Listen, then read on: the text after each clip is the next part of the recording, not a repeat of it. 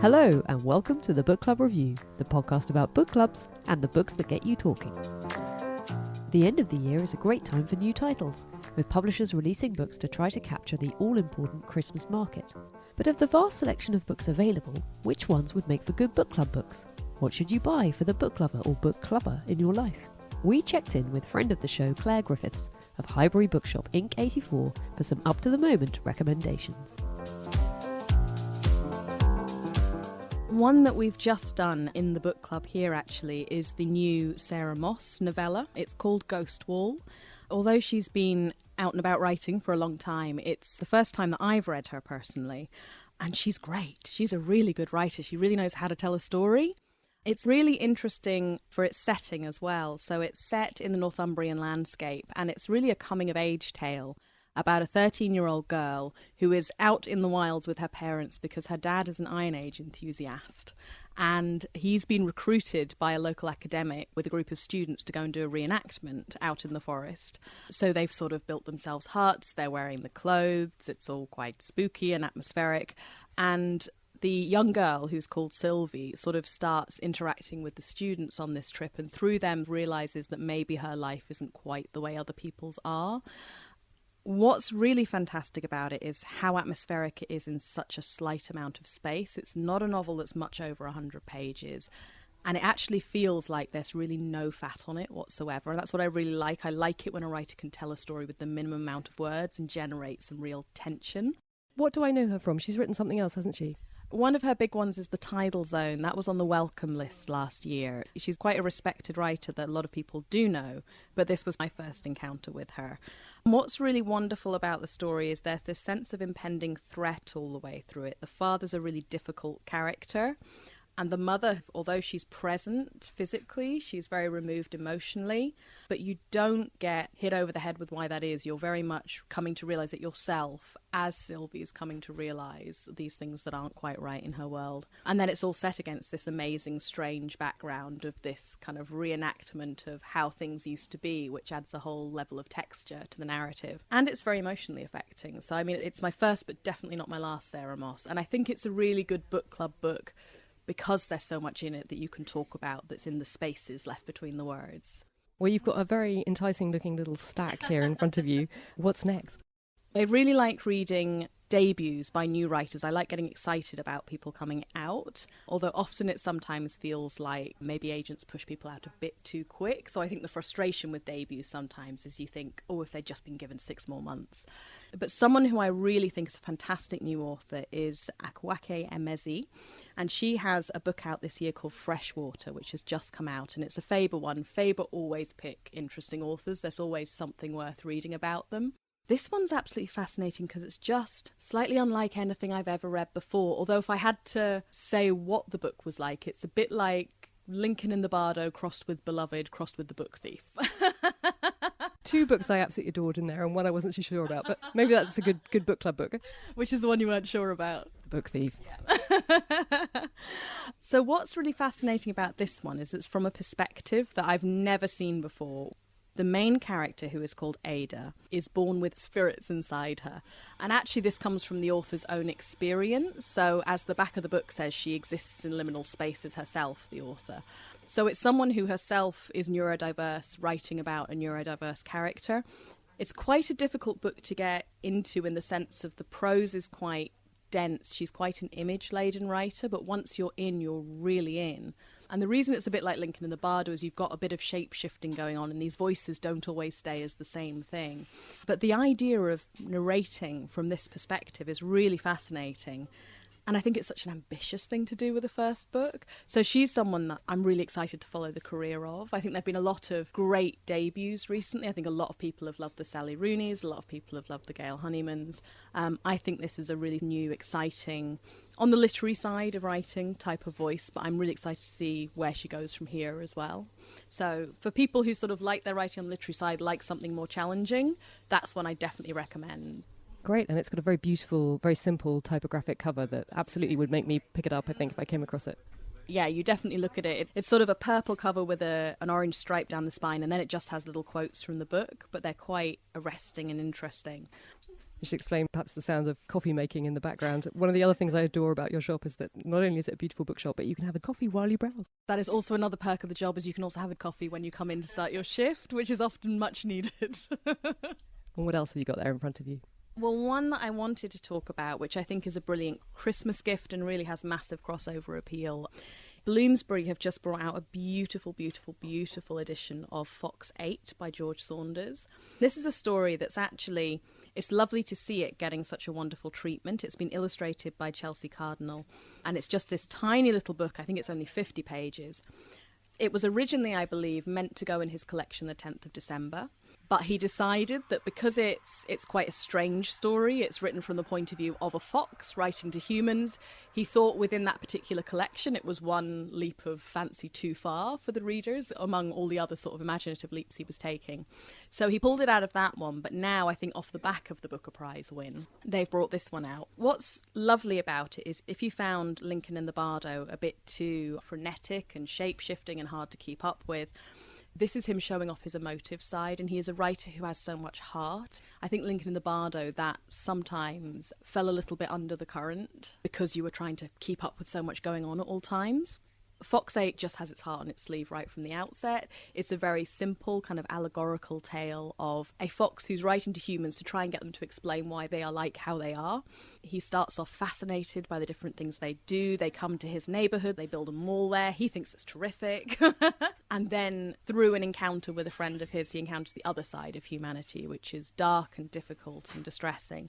And he's trying to work out how humans that can do such wonderful things can also do such terrible things. It really reminded me of an Aesop's fable. It's got that lovely, almost allegorical type of sense to it, but it's just very warm and beautiful. It's beautifully illustrated. It's got lovely little line drawings of foxes at typewriters and things like that all the way through. And also what's great is I think it's a little gift you could give to anybody at Christmas. My students are all really excited about it. I lecture at a uni, and they've sort of, a few of them have read it and they've absolutely loved it. They're going to give it to all their friends. Adults will absolutely adore it. So that would be my sort of big tip of a Christmas gift this year. If you don't know what to get them that. Because if they don't like it, they have no soul. It's so beautiful. It's just an absolutely beautiful illustration of a fox on the cover, and very simple. A really lovely little slim hardback. Number 4. Number 4. Okay, so number 4 is actually a really different. It's me trying out, again, as with Sarah Moss, trying out a writer that I've heard of but haven't read anything by before, who is Patrick DeWitt. And the book is called French Exit. One of the things that we get asked for most often in the shop is a book that's not going to depress the hell out of someone, or a book that can make someone laugh. And they're gold. I mean, they're so difficult to find. From what I understand, Patrick DeWitt likes tackling different genres whenever he takes on a new book, and in this one he's taking on farce. And normally I find farce intensely irritating.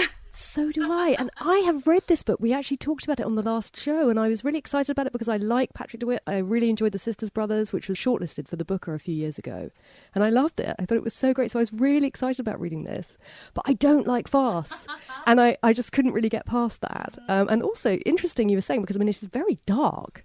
Well, yes, it is. And I think that's maybe what made me like the farce element, was it felt like farce with a heart. So I think the way that he renders characters is fantastic. We have Frances, we have her son Malcolm. Then we also have this character, Small Frank, who is a black cat, who is possessed of the spirit of Frances's dead husband, who was a very ruthless New York lawyer. So she's incredibly wealthy and enjoys her social status in life. And then all that changes very suddenly. It turns out that Frances has been overspending quite compulsively for a long time. They're out of money. They make a very swift exit for Paris to go and stay in the apartment of one of Frances's friends. And then it becomes about what these characters who've kind of used money as a substitute for love their whole lives are going to do once that money runs out. I think one of the reasons it worked so well for me was that it's one of the few books recently where I've just chuckled out loud. I really think some of the writing is very, very funny. But also because it was undercut by this very serious subject. You have a sense, a bit like with the Sarah Moss, of something impending, something's not going to go well. You don't have an idea of how this can resolve, where people are going to be okay. So it's a really interesting mix of what's traditionally a very light form of humour with something really serious bubbling underneath. Like you, I just really don't like farce, and I kind of found it hard to get past that. But he does have this way, his characters, well, particularly Francis and the son, they're delightfully complex, and every time you want to just sort of write them off, he then gives you some other little piece of information that makes you reevaluate them. And I did find he kept me guessing and he kept my attention. I do think it would make a very good book club book. Yeah, I think it really would. I think there's so much for people to talk about within that, about what works, what doesn't, and why, and then also why he's done it, even if it doesn't work, which I think often makes a good book club book. You're right, it's that complexity of the characters. And I think that makes it different to your traditional farce, where you have, I think maybe that's a problem I have with it, is that you feel like sometimes you get these one-note characters. I love it when a book makes me engage with something I wouldn't normally engage with, or it's just not to my taste. It makes me go, but think again, because it can do this. As a bookseller, you're in quite a privileged position in that sometimes you get to read books that haven't been published yet. And so I wondered if there's anything that is going to come up next year that you think would make for a good book club book. Yes, one of the most fun parts, definitely, of working in a bookshop is the proof copies come in and you get to kind of filter through and go, oh my God, I've been really excited about that. Although there's often a bit of a war in the shop about who's going to get first dibs. So when Sally Rooney's Normal People, I haven't seen hide a hair of that yet. And I suspect I won't for some time to come. But one I did get my hands on is Tracey Thorn's new autobiography. It's actually her second memoir. Tracey Thorn is the lead singer of a group called Everything But the Girl, who were very big as I was growing up. They had that song Missing. I think that was maybe the late 90s that was around. And she was always a really interesting character within the pop world. Her previous memoir is called Bedsit Disco Queen, and it was a very good memoir about being in a band. This second one is called Another Planet. It is about her, but it's more about what it's like to be a teenager growing up in suburbia. And the main thread is sort of that it's this life characterised by things you don't actually do. So, you know, I went to the shops, but I didn't buy anything. I really wanted this album, but I can't get it yet. Being very interested and on the outskirts of sort of something that you sense as a more exciting life, but not being able to get to it at that age, and what that does to your personality and who that means you end up being, and also what becomes important to you, what public figures. And as someone who came from a small town myself growing up and felt those kinds of frustrations, it's not a negative book, but it's just about what that can do to your mindset and who that makes you. And it really spoke to the sense I had growing up of kind of almost the celebrity world or the public world being really, really interesting, or just any representations of different kinds of lives being incredibly interesting. And she does talk about it in relation to how that breeds creativity as well, how that breeds sort of very fertile imagination. So there are really positive aspects to being a teenager in suburbia getting bored. And I like that about it. It feels quite balanced, and she is a really good writer and has this interesting sort of outside, even when she sort of enters the London music scene, has quite an outside, different look, different sound, different way of being. The other part of the reason that I picked it actually is because, well, for one thing, it's the only sort of non-fiction on my list, and it is nice to do non-fictions every so often, I think, in book clubs. But also it represents what I think has been a real boom recently of musician memoirs. There really seems to have been a break away from just your traditional ghost-written, I won't name any names, but you get your pop star memoir, but actually there's been a lot of really thoughtful music memoirs recently that it's really nice to see coming through. So Last Christmas was the Bruce Springsteen one, which was very much about his relationship with his father.